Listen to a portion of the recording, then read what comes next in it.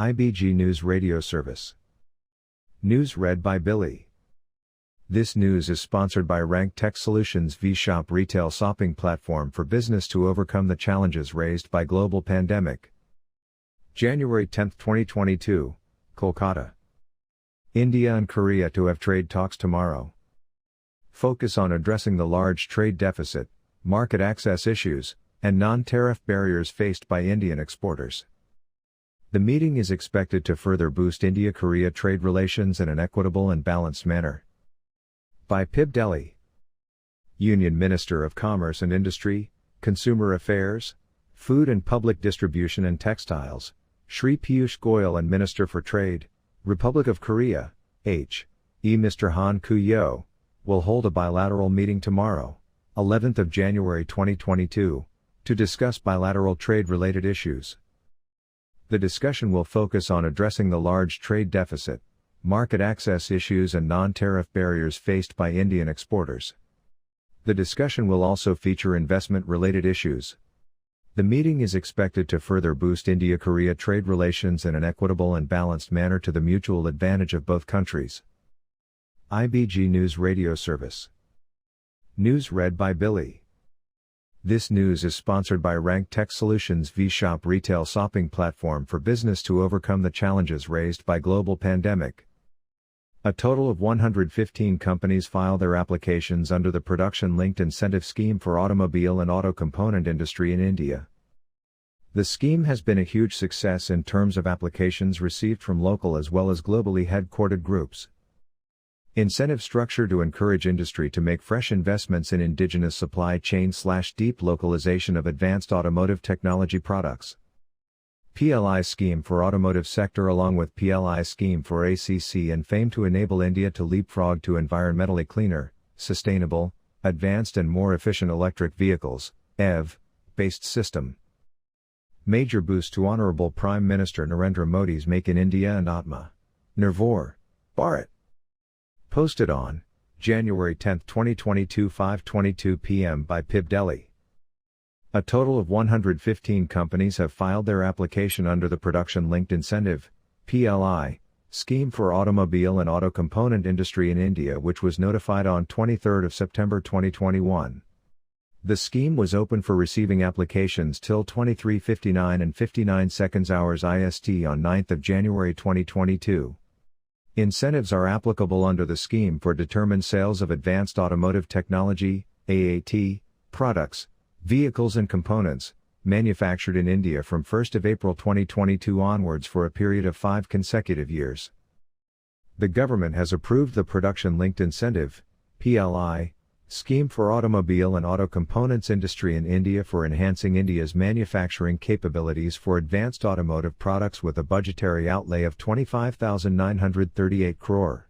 The Production-Linked Incentive, PLI, scheme for automobile and auto components proposes financial incentives to boost domestic manufacturing of advanced automotive technology products and attract investments in the automotive manufacturing value chain.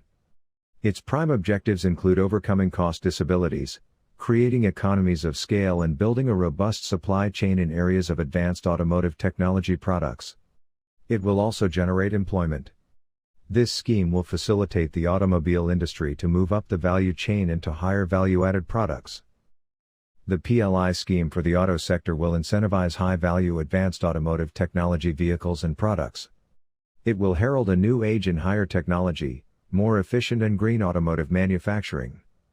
The PLI scheme for the auto sector envisages to overcome the cost disabilities to the industry for manufacturing of advanced automotive technology products in India. The incentive structure will encourage industry to make fresh investments in indigenous supply chain/deep localization of advanced automotive technology products. The PLI scheme for auto sector was open to existing automotive companies as well as new investors who are currently not in the automobile or auto component manufacturing business. The scheme has two components, Biz Champion OEM Incentive Scheme and Component Champion Incentive Scheme. The Champion OEM Incentive Scheme is a sales value linked scheme, applicable on battery electric vehicles and hydrogen fuel cell vehicles of all segments. The Component Champion Incentive Scheme is a sales value linked scheme, applicable on advanced automotive technology components of vehicles, completely knocked down, CKD, semi-knockdown, SKD, kits, vehicle aggregates of two-wheelers, three-wheelers, passenger vehicles, commercial vehicles and tractors, etc. IBG News Radio Service. News read by Mirai. This news is sponsored by Rank Tech Solutions, V-Shop retail shopping platform for business to overcome the challenges raised by global pandemic. 10th January 2022, Kolkata. Total employment in 9 select sectors stand at 3.1 crore for the quarter ending September 2021. Manufacturing accounted for nearly 39%, followed by education with 22% and health as well as IT BPO sectors both around 10%. The overall percentage of female workers stood at 32.1, higher than 29.3% reported during the first round of QS. The demand-side surveys along with supply-side survey will help bridge data gaps on employment in the country. Shri Bhupender Yadav. News by PIB Delhi. Union Minister for Labour and Employment, Shri Bhupender Yadav today released the report of second quarter of Quarterly Employment Survey, QES, part of All India Quarterly Establishment-Based Employment Survey, AQES. The AQES has been taken up to provide frequent, quarterly, updates about the employment and related variables of establishments in both organized and unorganized segments of 9 selected sectors which account for a great majority of the total employment in the non-farm establishments. The 9 selected sectors are manufacturing, construction, trade, transport, education, health, accommodation and restaurant, IT BPO and financial services. Sharing the results, the Union Minister said that the employment is showing an increasing trend and mentioned the fact that the overall percentage of female workers stood at 32.1, higher than 29.3% reported during the first round of QS. The estimated total employment in the 9 selected sectors in this round of QS, July to September 2021, came out as 3.10 crore approximately, which is 2 lakhs higher than the estimated employment, 3.08 crore, from the first round of QS, April to June 2021. It is worthwhile to mention here that the total employment for these 9 sectors taken collectively was reported as 2.37 crore in the 6th EC, 2013 to 2014. Minister of Labour and Employment emphasized that last-mile delivery is the prime objective of the government under the guidance and leadership of Prime Minister, Shri Narendra Modi, and in order to achieve this, Ministry has entrusted nationwide surveys to Labour Bureau for evidence-based policy making. The report on Quarterly Employment Survey, being a demand-side survey along with supply-side survey i.e. Periodic Labour Force Survey, PLFS, will bridge data gaps on employment in the country, stated Shri Yadav. The report of Quarterly Employment Survey is an important publication meant to give insights into the change of employment over the previous quarters and many other related parameters. This will serve as a useful data for policymakers, central state governments officials, researchers, and other stakeholders. The report of the first round quarter, April to June 2021, of QES was released by Shri Bhupender Yadav on 27 September 2021. Speaking on the occasion, Secretary, Landi, Shri Sunil Barthwal remarked that the registration under eShram portal for the informal sector workers is increasing, which along with new developments in the National Career Service (NCS) portal and QES survey results will provide national data bank for providing realistic picture of employment at all India level. The second round of QES had a reference date of 1st July 2021 for the different items of information about an establishment. Data were collected through field visits from 11,503 establishments out of the 12,038 establishments selected in the sample. From the survey data, estimates of each of several aspects of the establishments were worked out by scientific methods, taking due account of the sampling design. Key highlights. Of the total employment estimated in the selected 9 sectors, manufacturing accounted for nearly 39%, followed by education with 22%, and health as well as IT BPO sectors both around 10%. Trade and transport sectors engaged 5.3% and 4.6% of the total estimated workers, respectively. It is pertinent to mention that percentage for the IT BPO sector in Q1 was only 7. Nearly 90% of the establishments have been estimated to work with less than 100 workers, though 30% of the IT BPO establishments worked with at least 100 workers, including about 12% engaging 500 workers or more. In the health sector, 19% of the establishments had 100 or more workers. Also, in the case of transport sector, 14% of the total estimated establishments were operating with 100 or more workers.